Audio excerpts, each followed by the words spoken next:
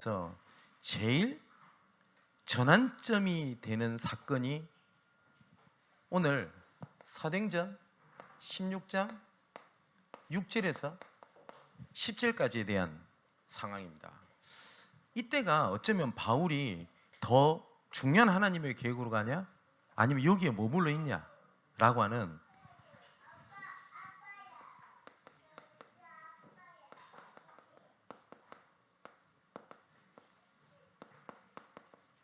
인생의 전환점이 되는 사건이 됩니다. 그것처럼 중요한 것은 우리가 선택을 잘해야 된다, 아니면 내가 무엇을 이때 해야 된다라는 것보다 더 중요한 게 뭐냐면, 오늘 오전에 말씀을 우리 함께 나눴던 대로 인정하는 겁니다. 무엇을 인정하는 거냐? 하나님의 절대주권을 인정하는 겁니다. 하나님의 절대주권. 이 하나님의 절대주권은 우리 머리로 이해를 다 못합니다. 우리가 어쩔 때는 하나님께서 굳이 이런 식으로까지 하셔야 되나? 라는 생각이 들 때도 있습니다. 그죠? 굳이 하나님께서 노예로까지 가게 해서 인도하셔야 되나?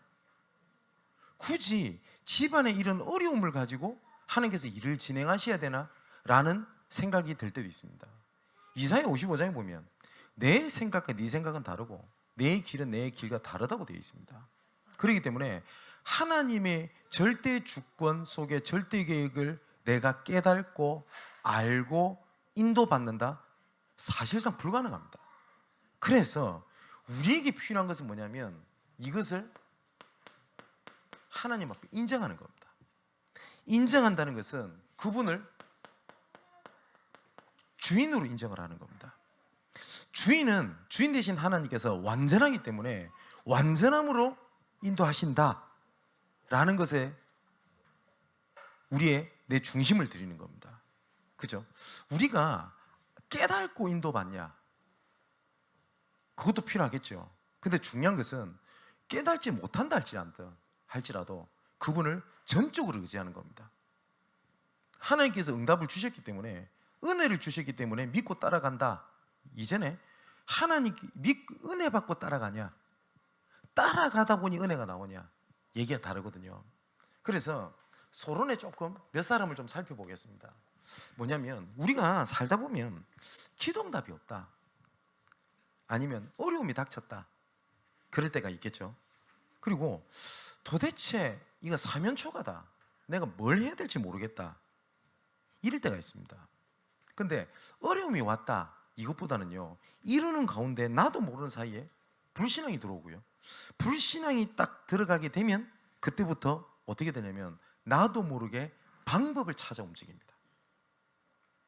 그래서 조금 어떤 일이 잘 풀리잖아요. 그럼 어떻게 생각을 하냐? 아, 이게 응답인가 보다, 이러고 찾아가요. 그렇겠죠. 성경의 인물들을 좀 한번 보겠습니다.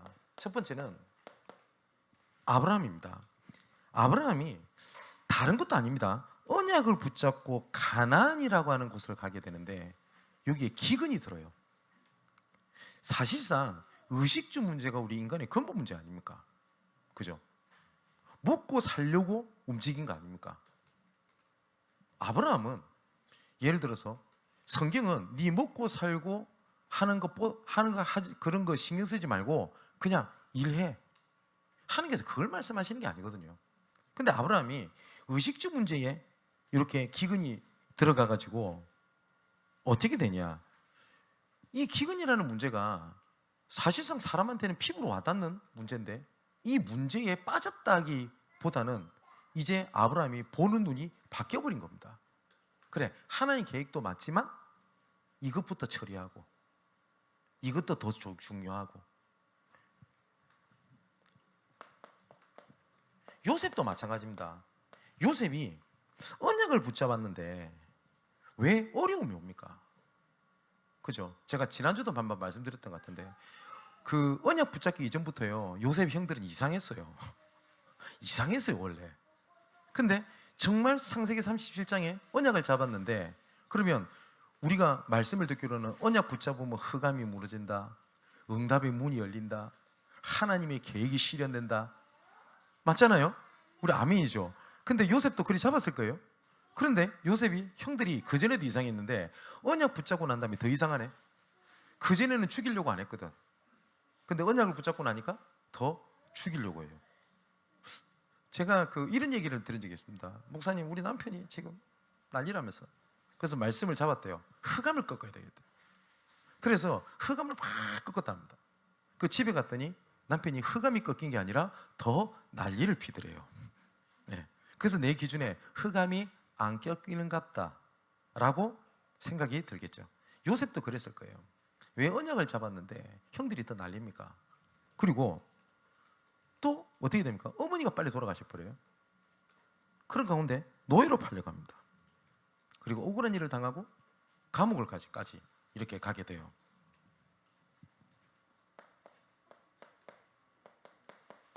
모세입니다.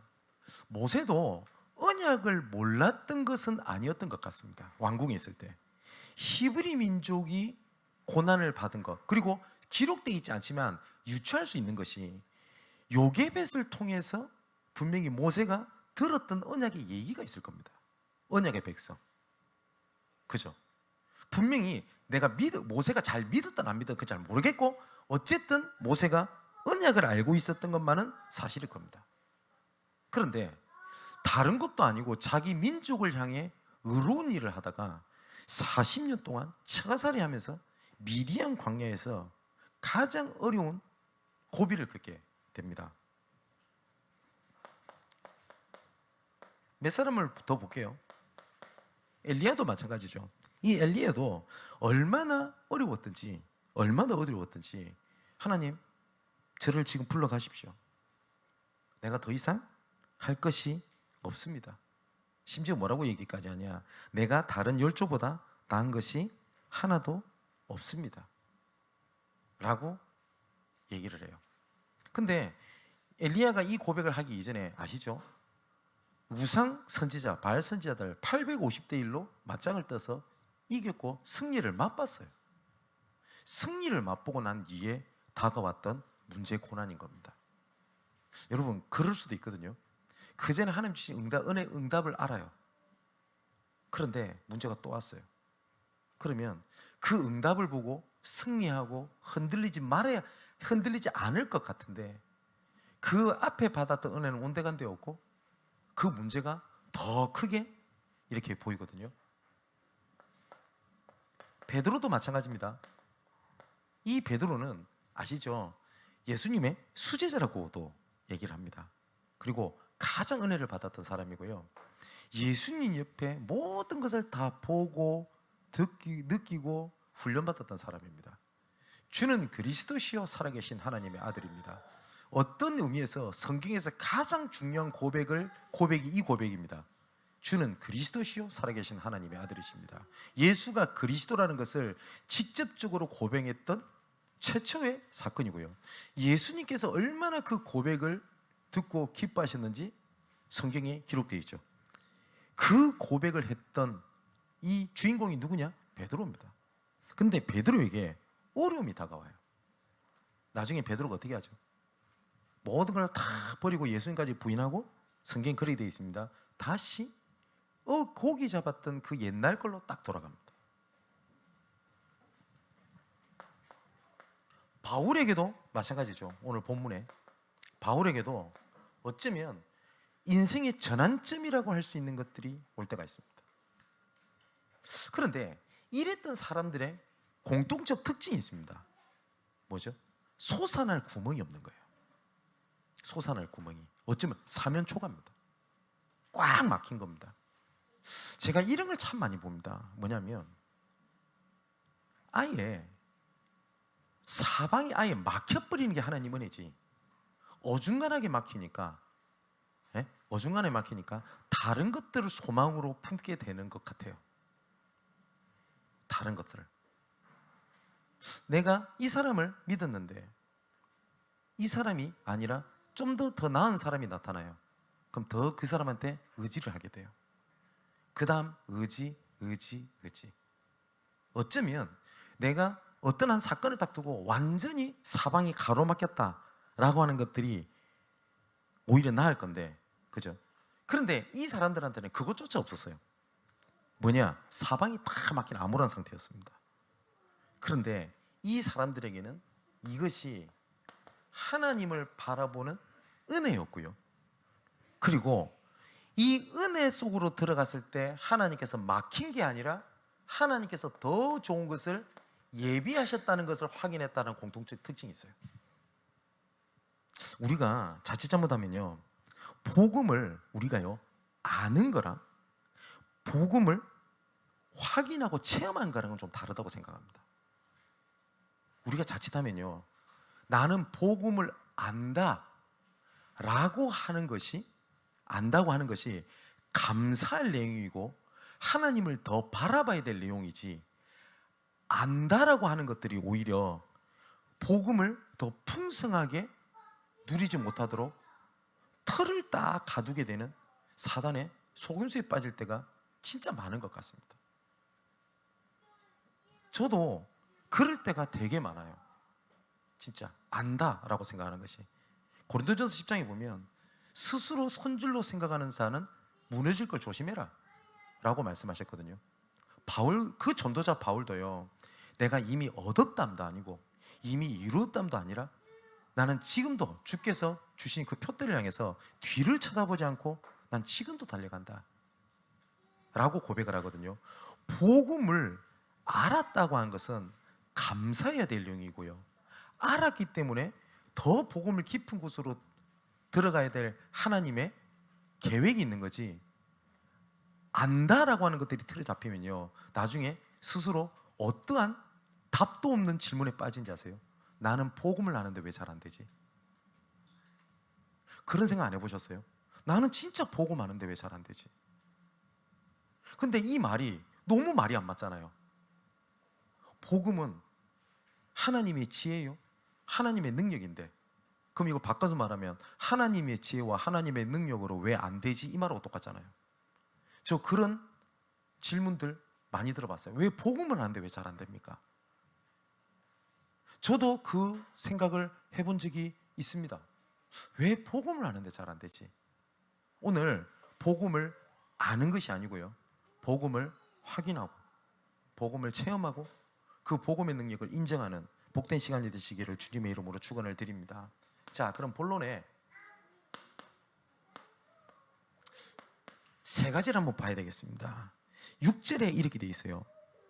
사도행전 16장 6절에 인생의 전환점이라고 하는 것들이 딱 오게 됩니다. 어떻게 되어 있냐? 성령이 아시아에서 말씀을 전하지 못하게 하시거늘, 이렇게 되어 있습니다.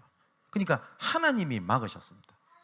하나님께서 닫으면 열 자가 없고요, 하나님이 열면 닫을 자가 없습니다. 그죠? 근데 우리가 누가 이런 고백가 돼요. 목소리가 톤이 달라진 거야. 하나님이 열면 닫을 자가 없고 하나님이 닫으면 열 자가 없다. 이게 그 뒤에 것은 소리가 작아지는 거예요. 하나님이 열었다 이러면 되게 기쁜데, 그죠? 근데 분명히 성경에 뭐라고 되어 있냐면 성령이 아시아에서 말씀을 전하게 하지 못했다 라고 되어 있거든요. 그런데요, 문이 닫히잖아요. 그때 문이 닫힌 계획이 바울이 이때도 무슨 계획인지를 몰라요. 그죠?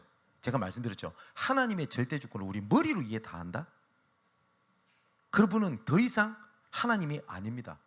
그죠? 하나님의 그 주권, 계획, 일하심이 제 머리로 이해가 될 것 같다. 그러면 그분이랑 나랑 같아요, 수준이. 그죠? 근데 이 하나님의 절대 주권은 우리가 이해를 다 못합니다. 자, 한번 얘기를 해볼게요. 예전에 우리 단체에서 복음을 전하는 사람이 있었어요. 근데 이 사람이 참 딱 봐도 이상해요. 근데 열심히 전도해요. 전도하는 것까지 좋은데 이 사람이 문제가 많은 겁니다. 문제도 일으키고 여러 가지 있고. 그러니까 교회에서 이 사람을 소중한 사람으로 봐줘야 되는데 그렇게 안 보는 겁니다. 왜냐면 문제가 많으니까. 자꾸 어려움이 생기고 사고도 치고. 근데 열심히 전도해요. 돈이 없으면요 걸어가서 전도해요. 그러다가 안타까운 소식을 들었습니다. 뭐냐면 이분이 교통사고로 죽어본 거예요. 근데 평소에 이 사람이 인정받던 사람이면 그래, 응? 안타깝다 이런 마음이 들 건데 어느 누구도 이 사람의 천국 갔다는 거에 안타까워하는 사람이 없는 겁니다. 근데 참 신기하죠. 시간이 좀 지났습니다. 이 사람을 통해서 복음 들은 사람 중에 어떤 사람이 딴 하고 나타난 겁니다. 그 사람이 누구냐? 모슬림 지역에서 내가 복음에서 생명 걸겠다라고 얘기하는 살람 목사라는 사람이 딱 나타난 겁니다. 그 문제 많다는 사람한테 복음을 들었던 사람이 누구냐? 살람 목사라니까요. 근데 이 살람 목사에 대해서도 여러 가지 얘기가 많았어요. 이 사람이 뭐 복음을 진짜 아니 많이 뭐 이 사람이 뭐 어떠니 그건 잘 모르겠습니다. 근데 완전한 사람은 없으니까요. 이 살람 목사를 통해 가지고 복음을 들었던 또 한 사람이 나타났습니다. 그게 로니 전도사입니다. 근데 이 로니 전도사가 모슬림에서 복음을 전하니까 어떻게 했냐? 모슬림 측에서 죽여버리겠다고 나온 겁니다. 그래서 어떻게 했냐면 로니 전도사를 살인죄로 누명을 딱 씌워가지고 감옥에 집어넣어버려요. 이건 죽이겠다는 말이거든요. 여러분 진짜 요새도 그런 일이 있습니다. 얼마나 걱정이 되겠습니까? 모슬림 측에서 이렇게 얘기를 한 겁니다. 예수만 얘기하지 마라. 교회만 내려놔라. 모슬림 국가니까. 그래서 우리 단체에서 얼마나 걱정이 되겠습니까? 연락을 한 거예요. 도와주려고. 어쩌면 합의를 또 보고 이러면 되니까. 근데 로니 전도사가 그걸 다 거절한 겁니다. 뭐냐면 내가 그리스도 이름 앞에 내 생명 걸었습니다. 여러분 어떻게 생각이 되십니까? 저기 복음 전한다는 저 인간이 저 수준밖에 안 되나? 복음 전한다는 사람이 저런 범죄를 저지르고 저렇게 무식하고 저러니까 복음이 땅에 영광이 안 되지. 여러분 진짜 그렇게 생각하십니까? 하나님의 절대 주권이 어떤지 모릅니다. 제가 이거를 얘기를 쭉 스토리를 보면서 야 그래 말이야. 하나님이 어떻게 그러실 수가 있냐고요. 그죠? 선교사가 한국에 들어왔습니다. 이 사람이 한국에 진짜 복음 전하고 싶어가지고 성경책 하나를 번역된 걸 가지고 배를 타고 들어왔어요.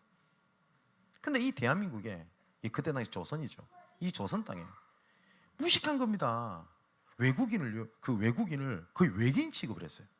그래서 이 선교사가 아무것도 못하고 복음은 전하기는커녕 땅을 밟지도 못하고 죽어버려요. 누구죠? 토마스 선교사입니다. 근데 이 토마스 선교사가 갖고 온 성경이 있죠. 그 성경이 종이로 되어 있을 거 아닙니까? 옛날에는 종이가 귀했죠. 그 죽이는데 앞장섰던 포졸이라고 해야 됩니까? 뭐라고 해야 됩니까? 그 사람이 책이 있거든. 그 책 내용은 잘 모르겠고 이 종이가 귀하니까 이 종이를 뭐 했었냐? 담배 피는데 담배 마는데 용도로 쓴 거예요. 그래서 뻐끔 핀 겁니다. 집에 갖고 와가지고. 그러다가 번역된 성경을 보고 이 사람이 하나님 앞에 들어왔어요. 그분이 우리나라의 최초의 중직자입니다. 여러분, 우리 눈으로 하나님의 절대 주권을 이해할 수 있습니까? 그죠? 이해할 수가 있나요? 못합니다. 근데 우리는 하나님의 복음이라면 저럴 수 있냐 없냐 판단할 수 있나요? 없습니다. 그래서 그것 때문에 상처받거나 그것 때문에 눌리거나 포기할 이유가 없어요. 딱 한 가지만 하는 겁니다. 뭐냐? 인정함이라. 그죠? 자, 성령의 아에서 막는단 말이에요. 이때 바울 팀이 했던 것이 있습니다. 어느 앞에서 서는 거냐? 하나님 앞에 서는 겁니다. 자, 하나님께서는 하나님 앞에 서는 자에게 그 계획을 나타내시거든요. 하나님 앞에 선다는 것은 다시 쓸게요. 인정한다는 말입니다. 그죠? 그러면 하나님은 반드시 깨닫게 하시고 인도하십니다. 그 하나님의 방법이 어디 있냐? 최고의 방법이 예배입니다. 왜 예배가 하나님 인정하는지 아세요? 구약 성경에 하나님 앞에 제사 지내죠. 예배드리죠. 뭔지 압니까? 내 대신 내가 죽어야 되는데 내 대신 소가 죽는 거예요. 내 대신 양이 죽는 거예요. 그죠? 내 대신 죽는 겁니다. 그게 그리스도를 얘기하거든요. 다른 말은 뭔지 알아요? 내가 하나님 앞에 죽었다라는 것을 고백하는 거예요. 난 죽었어요, 하나님 앞에. 그게 예배예요. 근데 많은 사람들이 예배가 너무 바뀌어 있어요. 내 예배 때 은혜가 안 돼요. 내 이번 예배 때 답을 못 찾았어요. 예배 때 어때요? 예배가 어때요? 라고 얘기를 해요. 예배의 주인공은 내가 아닙니다. 하나님이십니다. 그래서 예배는 내가 죽는 거예요. 내가 죽는다는 말은 뭔지 아세요? 내가 죽어야 되는데 그리스도께서 대신 죽으신 거예요. 그래서 예배 때 나 대신 죽으신 그리스도를 붙잡는 가장 하나님의 최고의 은혜 중에 은혜요, 하나님의 방법이 뭐냐면 예배입니다. 자, 언제 이 막히는 것이 언제 하나님의 문을 여시냐? 오늘 본문에 들어와라는 곳입니다. 들어와. 이 들어와는 곳에서 두 번째, 사도행전 16장 9절을 보니까 이렇게 기록되어 있죠. 밤에 환상이 바울에게 보이니 라고 되어 있거든요. 이것은 신비적인 내용보다는 바울이 이때 막히고 했던 부분에 깊은 기도 속으로 들어간 겁니다. 하나님 앞에. 근데 깊은 기도를 할 수밖에 없고 해야 되는 상황이에요. 아마 말씀을 듣는 분 중에 이런 말이 있겠죠. 이런 생각이 들 수 있겠죠. 나 이제 어떻게 살지? 이제 나 어떻게 해야 되지? 라고 생각하는 분이죠. 정말 드로아의 밤의 축복을 이번 한 주일 동안 정말 확인하고 누리게 되시기를 주님의 이름으로 축원을 드립니다. 시편 142편에 보면 다윗의 고백입니다. 한번 읽어드릴게요. 내가 소리내어 여호와께 부르짖으며 소리내어 여호와께 간구하는도다. 내가 내 원통함을 그 앞에 토로하며 내 우환을 그 앞에 진술하는도다. 내 영이 내 속에서 상할 때에도 주께서 내 길을 아셨나이다. 내가 가는 길에 그들이 나를 잡으려고 올무를 숨겼나이다. 오른쪽을 살펴보소서. 나를 아는 이 없고 나의 피난처도 없고 내 영혼을 돌보는 이도 없나이다. 여호와여, 내가 주께 부르짖어 말하기를 주는 나의 피난처시여 살아있는 사람들의 땅에서 나의 분기시라 하였나이다. 나의 부르짖음을 들으소서. 나는 심히 비천하나이다. 나를 핍박하는 자들에게서 나를 건지소서. 그들은 나보다 강하니이다. 내 영혼을 옥에서 이끌어내사 주의 이름을 감사하게 하소서. 주께서 나에게 갚아주시리니 의인들이 나를 두르리다. 자, 다윗이 이 글을 어디서 쓰냐면 엔게디 굴에 숨어 있을 때입니다. 그러니까 사울 왕이 잡으러 왔을 때 굴에 숨어요. 근데 굴에 숨어 있는데 잡으러 온 자들이 굴 안에까지 들어온 겁니다. 그 순간에 다윗이 하나님 앞에 했던 기도가 이 본문입니다. 진짜 굴에 있기 때문에 굴은 계속 통과되지 않죠. 막혀 있죠. 그때 다윗의 심정이 어땠을까요?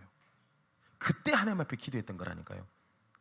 그런데 하나님께서 여기에서 참 하나님께 자연을 활용을 해가지고 다윗을 살립니다. 굴 사이에 숨어 있어요. 근데 정통을 딱 찾으러 온 겁니다. 근데 딱 더 깊은 데로 들어갈 보려 하니까 다윗이 딱 숨겨져 있는 곳이에요.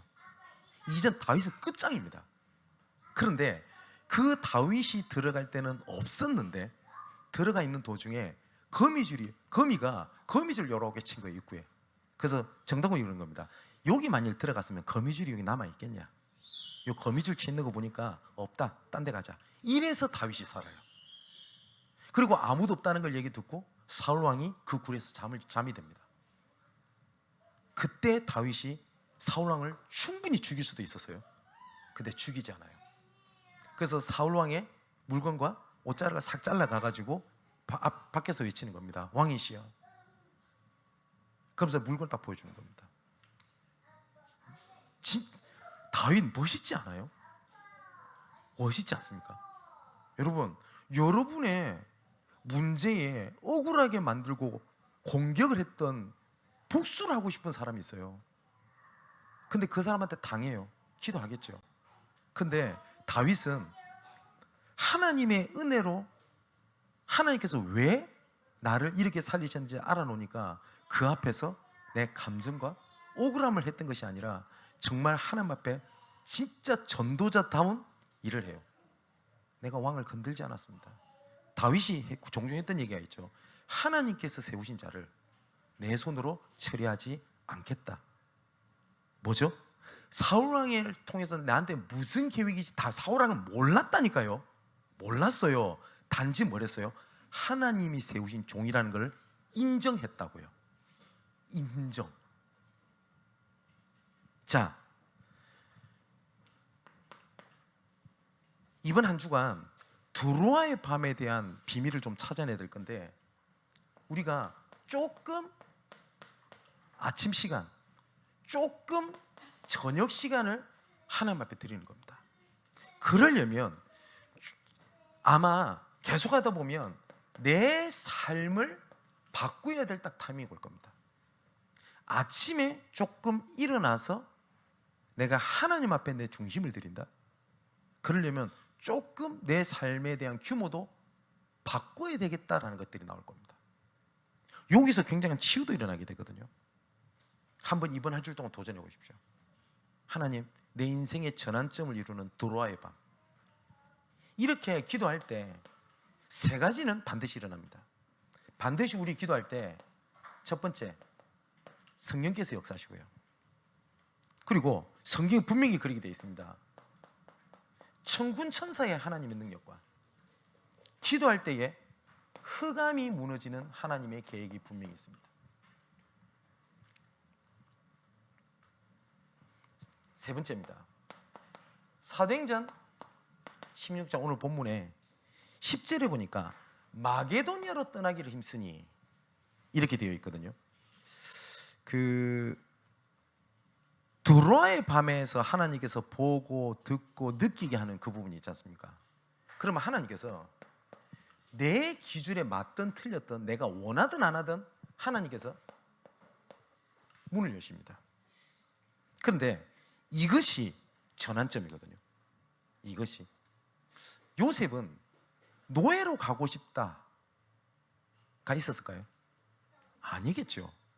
그러면 감옥에 가고 싶다가 아니었겠죠. 그런데 그 길을 가는 것이 하나님의 전환점이었어요. 마게도냐로 가기를 힘썼다라고 되어 있는데 모르겠습니다. 제가 바울이랑 직접 대화를 해본 건 아니니까 어쩌면 바울이 생각하지 못했던 곳일 겁니다. 어쩌면 저기는 아니겠지라고 생각했던 곳일지도 모릅니다. 어쩌면 저기는 아니었으면 좋겠다라고 여겼을지도 모르겠습니다. 그런데 마게도냐 사람이 도우라는 손짓을 이렇게 보게 되거든요. 근데 여기 뭐라고 되어 있죠? 바울이 그 환상을 보았을 때 우리가 곧 마게도냐로 떠나기를 힘쓰니 뭐라고요? 곧, 바로. 그죠? 내가 사방이 막혔는데 내가 생각지도 못한 길을 열어요. 그게 하나님의 문입니다. 우리가 그걸 따라가는 걸 보고 성령 인도받는다고 하는 건데, 성령 인도는 내 기준에 잘 된다 안 된다가 기준이 아니죠. 그죠? 그러면 성령 인도 받을 때 몇 가지 참고해야 될 내용들이 있습니다. 그게 뭐냐면 하나님께서는 복음을 위한 것으로 가게 됩니다.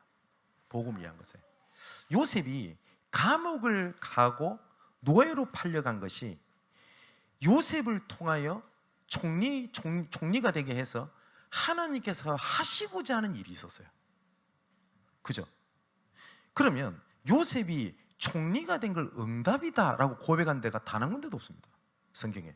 어디 다른 성경에도 요셉이 응답받고 인도받아서 총리라고 하는 응답을 받았지 않냐라고 설명을 하거나 언급한 부분도 없어요. 근데 우리는 자꾸 어떻게 본지 아세요? 아, 저런 일을 거쳐서 총리가 됐네? 아, 저런 응답이 아니라고요. 그래서 어떤 것이 복음에 유익하냐? 이러려면요, 복음과 타협하지 마십시오. 그리고 복음을 핑계대지 마십시오. 복음이니까 그럴 수 있지. 예, 복음이니까 그럴 수 있어요. 근데 그게 핑계가 되면 돼요. 그죠? 내가 아버지 앞에 실수할 수 있지. 예, 그럴 수 있습니다. 근데 그게 핑계가 되면 얘기가 다르죠. 근데 우리가 복음을 위한 것 이러면 자꾸 그런 식으로 가거든요. 복음이니까 그럴 수 있지. 예, 그럴 수 있습니다. 네, 그럴 수 있다니까요. 근데 그게 진짜 핑계입니까? 아니면 정말 복음을 위한 겁니까? 두 번째, 그 성령 인도에는요, 하나님의 구원 계획과 관련되어 있습니다. 반드시.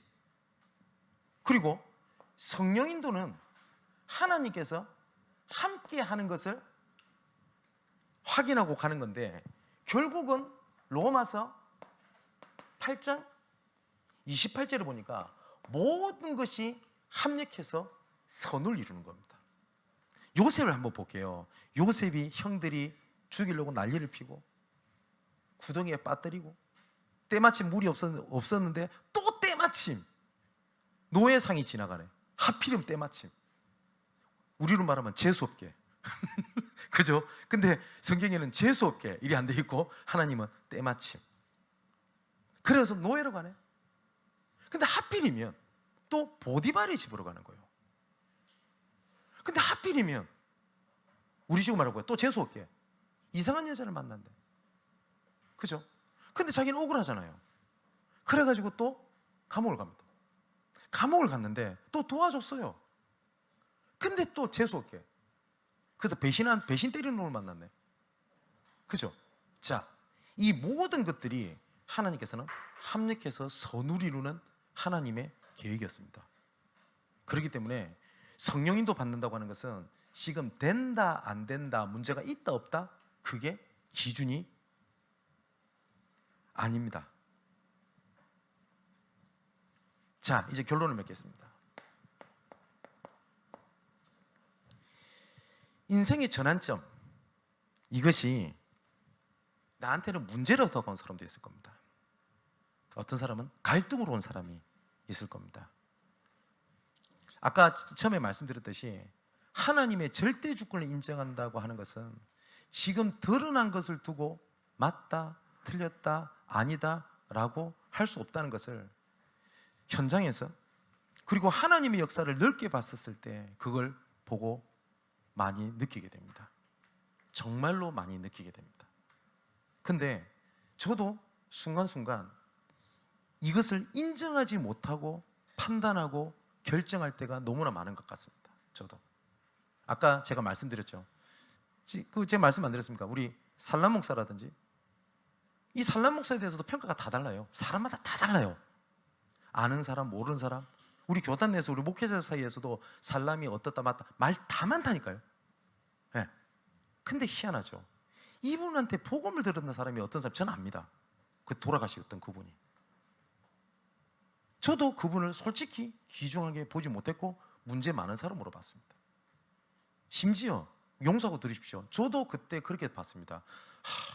저러니 우리 다락방 욕먹지. 저도 그 생각 해본 적이 있습니다. 그런데 하나님의 절대 주권은요, 내 생각, 내 판단, 내 기준, 내 수준, 나를 포함해서 전 세계가 생각하는 그 기준을 넘어서서 하나님께서 역사하시는 것을 굉장히 보게 됩니다. 아까 로니 존사님 얘기했죠. 그 로니 존사님 밑에서 또 그런 생명건 후대를 렘넌트들이 일어나는 걸 봅니다. 어떤 생각이 드십니까? 그렇다면 오늘 인생의 전환점에서 드로아의 밤을 가졌던 이 응답이 어떻게 하는 일을 진행되는지 보세요. 오늘 읽진 않았는데 사도행전 16장 1절에서 5절 보니까 그 루스드라의 디모데가 이때부터 가게 돼요. 이때부터 디모데를 데리고 가거든요. 2차 전쟁 때부터 디모데가 갑니다. 그리고 난 다음에 어떻게 돼요? 문이 막혀요. 그리고 난 다음에 어디를 들어가게 되죠? 16장 11절 15절에 보면 빌립보로 들어가게 됩니다. 마게도냐 첫 성인 빌립보 이렇게 돼 있어요. 그런데 여기서 또 문제가 또 생깁니다. 귀신들이 점치는 요죠. 그 도와줬는데 마을에 이득꾼이 떠난 줄 알고 바울을 핍박을 이렇게 하게 됩니다. 또 감옥을 갔네. 근데 그 감옥을 갔는데 거기서 또 하나님이 문을 여시죠. 그래서 19절에서 34절에 보니까 그게 간수, 그리고 분명히 되어 있습니다. 그 간수와 그 가정까지 복음을 듣게 됩니다. 그리고 급히 바울은 여기서 다음 주부터 얘기하겠죠. 뚝뚝뚝 어딜 가냐? 데살로니가라는 데를 가게 이렇게 되거든요. 근데 여기서 신기하죠. 여기서 신기하죠. 그럼 이 빌립보 교회 방치되잖아요. 그죠? 그런데 이 빌립보 교회를 누가 담당하는지 아세요? 빌립보서 2장에 바울이 디모데를 첨가하는 장면이 나옵니다. 디모데를 추천한다. 하나님은 준비해놓고 일을 진행하셨어요. 신기하죠? 우리는 이럴 수도 있을 거 아닙니까? 저 바울 입장에 생각해봤어요. 디모데를 제자 세워서 이제 현장 가자, 이제 하나님 역사를 같이 보자 라고 하는데 쪽팔리게 안 되네? 어떨까요? 그죠? 근데 하나님은 디모데를 준비해놓고 빌립보 지역에 하나님 문을 여시고 일을 진행해 가신 걸 봅니다. 자, 우리가 이걸 머리로 어떻게 이해합니까? 그래서 단 한 가지, 인생의 전환점 속에 우리를 부르신 줄로 인정함이로라. 정말 하나님 앞에 인정한다는 것은 그분을 주인으로 인정하는 겁니다. 지난주에도 말씀드렸죠. 내가 그리스도가 나의 주인이십니까? 아니면 내 문제 해결해 주는 그냥 방법입니까? 정말 우리를 부르신 줄 인정함이로라. 인생의 전환점에서 인정하는 드로의 밤의 축복을 한 주일 동안 일평생 누리게 되시기를 주님의 이름으로 축원을 드립니다. 기도하겠습니다. 아버지 하나님, 우리의 머리로 하나님의 절대 주권과 절대 계획을 이해할 수 없습니다.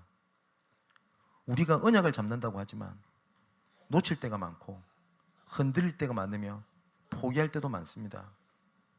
하지만 하나님의 주권은 아무도 건드리지 못하고 하나님의 계획은 반드시 성취되며 하나님의 언약은 영혼까지 함께하고 역사하는 줄 믿습니다.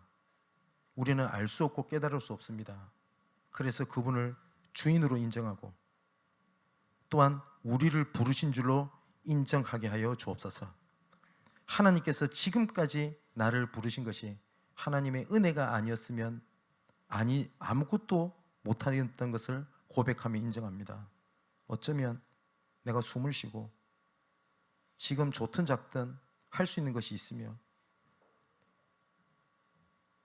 지금 먹고 사는 것 이것조차도 하나님의 주권 속에 하나님의 계획, 은혜인데 이것을 은혜인 줄도 모르고 놓치고 인정하지 못하고 살아왔던 저희들 용서하옵소서.